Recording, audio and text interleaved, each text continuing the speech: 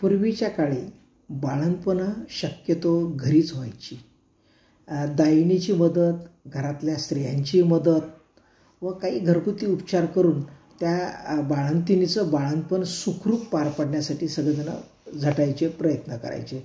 त्याच्यातच एखाद्या बाळंतिणीचं जर बाळंतपण थोडं जर अवघड वाटत असेल तर त्या काळी डिलिव्हरीच्या काळात सुरू झाल्यापासून पंचगव्याची एक एक गोळी बनवून बाळंतपण होईपर्यंत साधारणतः 2-2 तासाला एक एक गोळी दिली जायची व बाळंतपणं तिचं सुखरूप पार पडायचं. म्हणजेच आजच्या भाषेत आपण नॉर्मल डिलिव्हरी म्हणूया, ती डिलिव्हरी नॉर्मल व्हायची. आणि पंचगव्य बनवणं म्हणजे फार मोठं काम नाही आहे. पंचगव्यासाठी फक्त गाईचे जे आपलं आहेत, गाईचे दूध, तूप, गोमित्र, शेण व दही म्हणजे ह्या 5 वस्तू मिळून ते पंचगव्य बनायचं.